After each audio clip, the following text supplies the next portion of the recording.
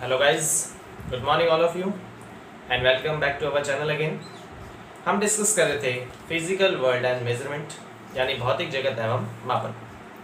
Last class में हमने अंतर्राष्ट्रीय मात्रक पद्धति के आधार पर 7 मूल मात्रक और 2 पूरक मात्रक के बारे में डिस्कस किया था। इसी के साथ हमने डायमेंशंस के बारे में बात करी थी कि डायमेंशंस बेसिकली क्या होती हैं, विमाएँ क्या होती है, विमीय सूत्र किस प्रकार से ज्ञात किए जाते हैं और किसी भी भौतिक राशि को अगर विमीय समीकरण के रूप में दर्शाना है तो हम मूल मात्रकों को बड़े ब्रैकेट के अंदर लिखते हैं और उसे उस भौतिक राशि के बराबर लिख देते हैं। इसे हम विमीय समीकरण कहते हैं।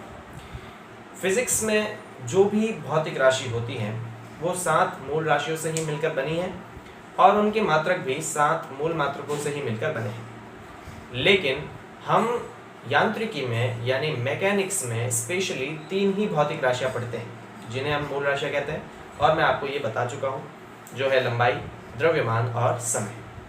और इनके मूल मात्रकों को हम m, l और t से व्यक्त करते हैं। m मतलब मास, l मतलब लेंथ और t मतलब टाइम। और बाकी जितनी भी भौतिक राशियां हैं उन सभी के मात्रकों को इन्हीं मूल मात्रकों पर घात चढ़ाकर व्यक्त किया जाता है और किसी भी भौतिक राशि के व्युत्पन्न मात्रक को इन्हीं मूल मात्रकों से व्यक्त करने के लिए इन्हीं पर चढ़ाई गई घातों को हम उनकी विमाएँ कहते हैं और इसके बारे में हम डिस्कस कर चुके हैं। आज के इस सेशन में हम डिस्कस करेंगे कि डायमेंशनल एनालिसिस की क्या एप्लीकेशंस हैं, मतलब विमीय विश्लेषण के क्या अनुप्रयोग हैं, हम विमाएँ क्यों पढ़ते हैं, विमीय सूत्र क्यों पढ़ते हैं, इनके बारे में। तो गाइज, आपके सिलेबस में हम बेसिकली 3 पॉइंट पढ़ेंगे डायमेंशनल एनालिसिस की एप्लीकेशन से रिलेटेड। हमें अभी तक 10th क्लास तक कोई भी फिजिकल फार्मूला जब दिया जाता था तो हम सीधे उस फार्मूले को याद करते थे।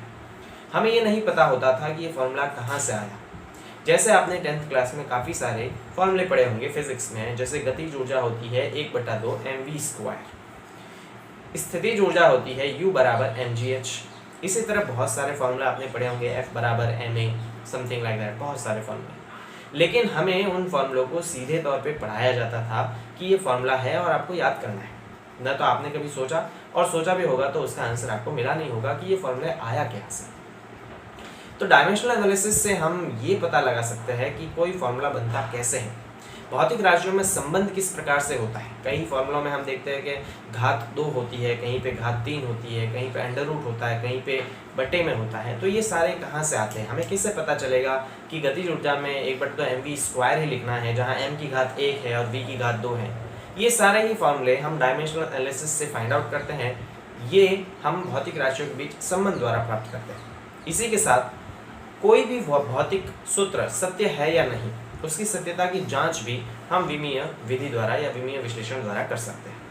और तीसरा, हम किसी भी भौतिक राशि के आंकिक मान को, याद रखिए, आंकिक मान को एक मात्रक पद्धति से दूसरी मात्रक पद्धति में बदल सकते हैं।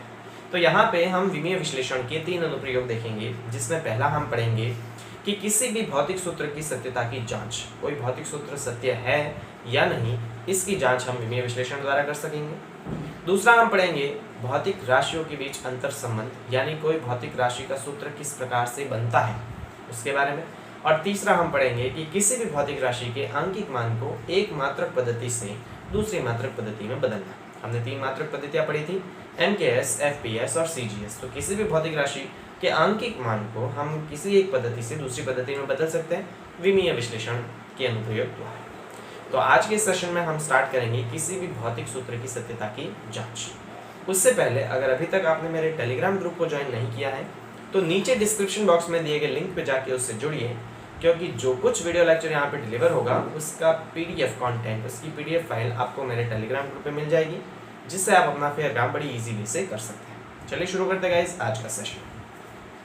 हम बात कर रहे हैं application of dimensional analysis. Application of dimensional analysis.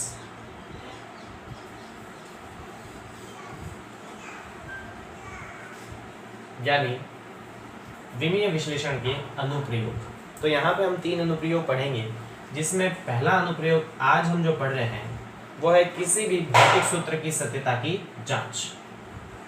तो पहला हम पढ़ रहे हैं भौतिक सूत्र की सत्यता की जांच। हम विमाओं द्वारा ये पता लगा सकते हैं कि कोई भी भौतिक सूत्र अगर दिया गया है तो वो भौतिक सूत्र सत्य है या नहीं। इसके लिए हमारे पास क्या होना पड़ेगा, इसके लिए हमारे पास LHS की विमा जो है वो RHS की विमा के बराबर होनी चाहिए। LHS की विमा RHS की विमा के बराबर होनी चाहिए, तब कोई भी भौतिक सूत्र सत्य होगा, अन्यथा नहीं होगा।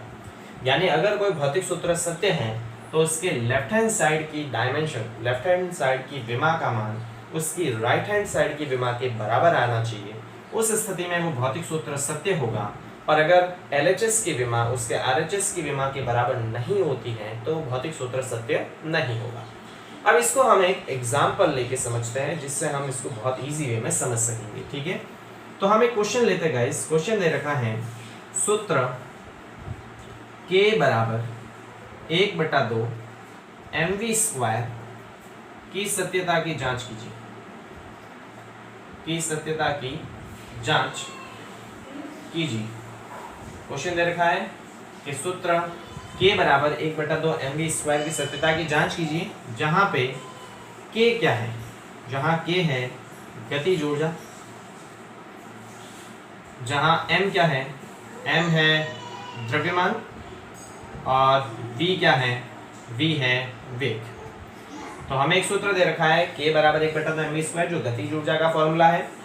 हमें ये देखना है कि ये भौतिक सूत्र सत्य है नहीं। तो हमें ऑलरेडी पता है कि भौतिक सूत्र सत्य है क्योंकि हमने बहुत बार पढ़ा है, लेकिन आज इसकी सत्यता की जांच भी कर लेते हैं कि वास्तव में ये सत्य है भी या नहीं। तो K यहाँ पे गतिज ऊर्जा है, M द्रव्यमान है और V इसका वेग है। तो इसका सॉल्यूशन हम देखते हैं। इसका सॉल्यूशन किस प्रकार से होगा। सबसे पहले हम सभी फॉर्मूलों की विमाएं लिख लेते हैं। क्या लिख लेते हैं, विमाएं। तो विमाएं लिखने पर क्या लिखेंगे अपन, विमाएं या विमीय सूत्र लिखने पर, विमाएं लिखने पर सभी की हम यहाँ पे डायमेंशन लिखेंगे। और डायमेंशन किस तरह से फाइंड आउट की जाती है हम इससे पहले वीडियो लेक्चर में देख चुके हैं। सबसे पहले हम बात करते हैं गतिज ऊर्जा K की। तो ये गतिज ऊर्जा है। अब देखिए ऊर्जा है, भले वो गतिज ऊर्जा हो, स्थितिज ऊर्जा हो, गुरुत्वीय स्थितिज ऊर्जा हो, विद्युत स्थितिज ऊर्जा हो, किसी भी तरह की ऊर्जा हो, ऊर्जा ऊर्जा ही होती है।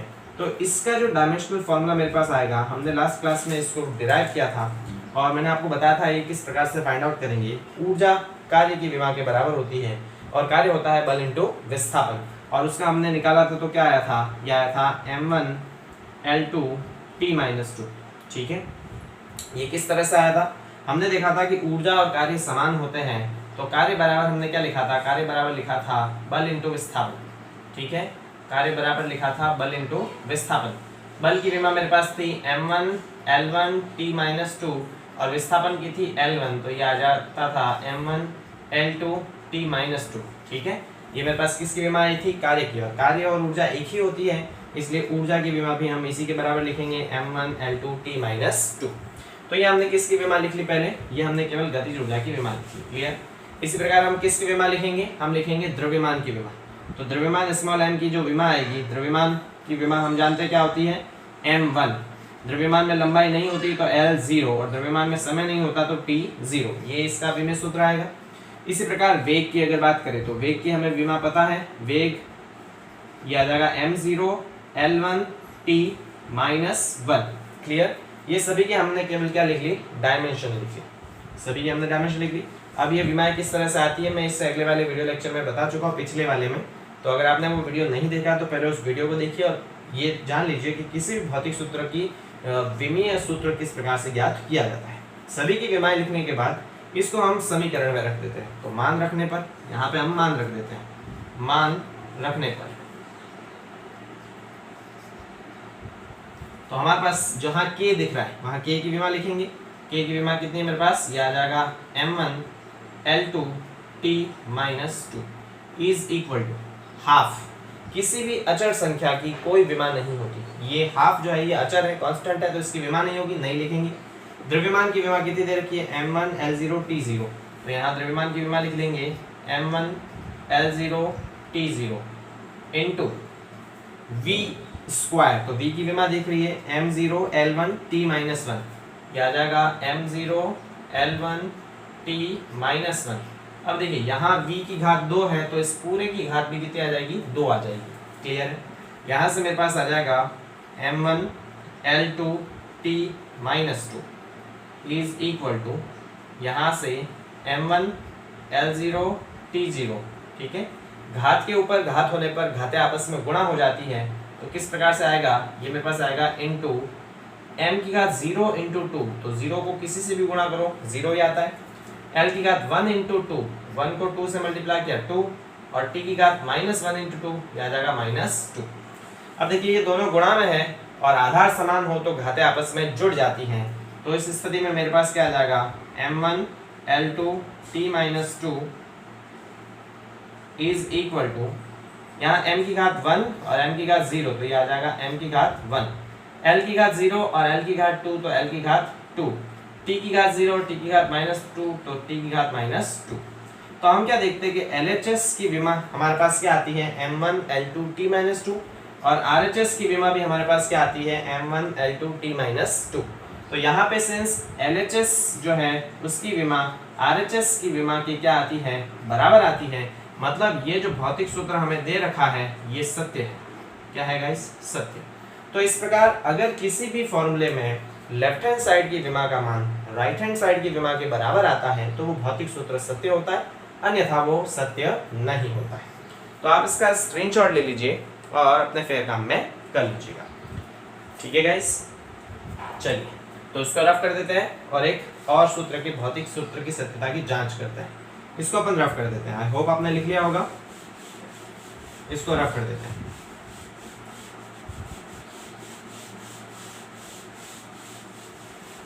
चलिए हम एक और क्वेश्चन लेते हैं गाइस।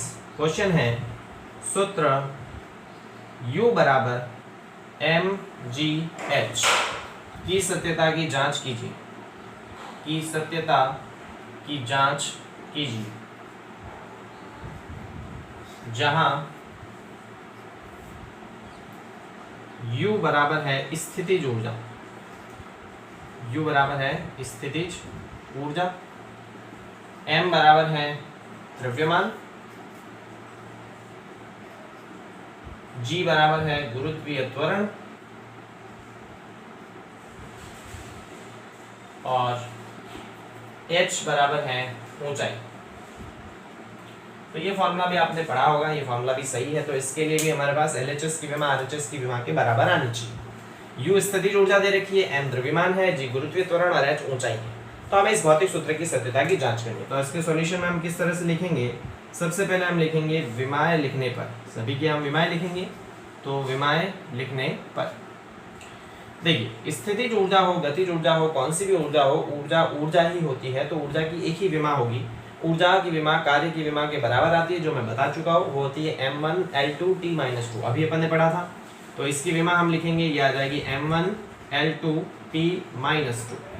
इसी तरह द्रव्यमान की विमा हमारे पास क्या आएगी, द्रव्यमान की विमा हमें पता है m1 होता है, द्रव्यमान में लंबाई नहीं होती तो l0, और द्रव्यमान में समय भी नहीं होता तो t0। गुरुत्वीय त्वरण की बात करें, देखिए गुरुत्वीय त्वरण हो या किसी भी प्रकार का त्वरण हो, हमें तो केवल त्वरण की बात करनी है। तो त्वरण की विमा हम जानते हैं, इससे पहले वाले वीडियो लेक्चर में हम डिस्कस कर चुके हैं। त्वरण की विमा होती है m0 l1 t -2।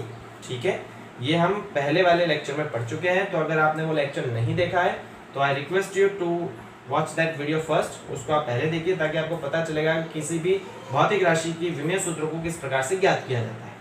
उसके बाद हम देखते हैं ऊंचाई। तो ऊंचाई एक प्रकार की लंबाई होती है। तो लंबाई की हमारे पास विमा क्या आती है, लंबाई में द्रव्यमान नहीं होता, लंबाई की विमा होती है L1 और समय कितना 0, तो T0। ये सभी की हमने विमाएं लिख ली और इन सभी का हम क्या रख देते हैं, मान रख देते हैं। तो हम यहाँ पे मान रख देते हैं, मान रखने पर।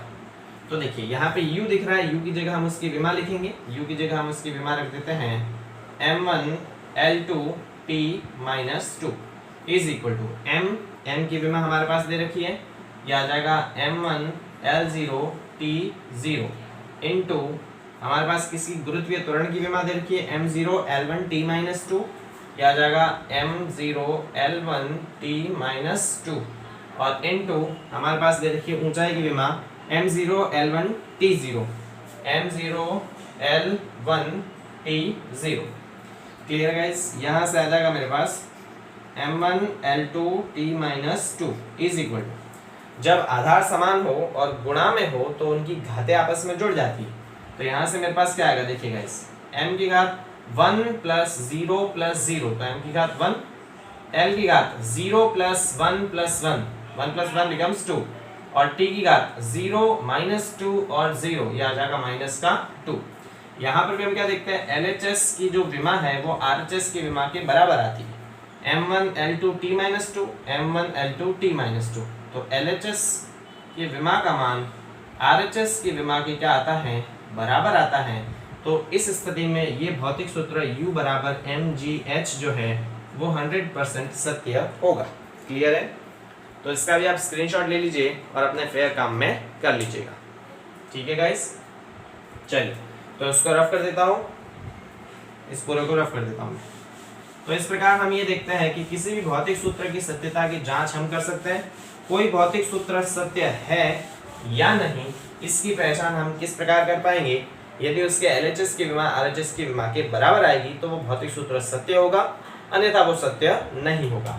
तो मैं आपको एज एन असाइनमेंट एक क्वेश्चन दे देता हूँ जिसको आपको प्रूफ करना है या जिसके भौतिक सूत्र की सत्यता की आपको जांच करनी है। ठीक है, तो सूत्र T बराबर 2 pi under root L upon G के सत्यता की जांच कीजिए, की सत्यता की जांच कीजिए। जहां मैं बता दूं T बराबर है समय, वैसे इसे आवर्तकाल कहता है लेकिन मैं आपको समय लिखा रहा हूं ताकि आप कंफ्यूज ना हो, क्योंकि इसमें समय की विमा लिखनी है। ठीक है, L जो है वो है लंबाई और G है गुरुत्वीय त्वरण। तो हमें इस भौतिक सूत्र की सत्यता की जांच करनी है, या आप ये काम कीजिए, यहाँ पे स्क्वायर कर देता हूँ मैं। ठीक है, तो T बराबर 2 pi under root L square upon G के भौतिक सूत्र की सत्यता की जांच करनी है। 2 पाई कांस्टेंट है तो इसकी विमा नहीं होगी, T समय है उसकी विमा आपको पता है, L लंबाई उसकी विमा आपको पता है, और गुरुत्वीय त्वरण G है तो इसकी विमा भी आपको पता है। इस भौतिक सूत्र की सत्यता की जांच आप कर लीजिएगा, ये एज एन असाइनमेंट में आपको देता हूँ, तो आप इसको सॉल्व कर लीजिएगा। इससे अगले वाले वीडियो लेक्चर में हम इसी टॉपिक पे थोड़ा और डिस्कशन करेंगे और भौतिक सूत्रों की सत्यता की जांच करेंगे और वो देखेंगे कि वो भौतिक सूत्र सत्य है या नहीं। तो मिलते हैं गाइस अगले वीडियो लेक्चर में। Thank you so much.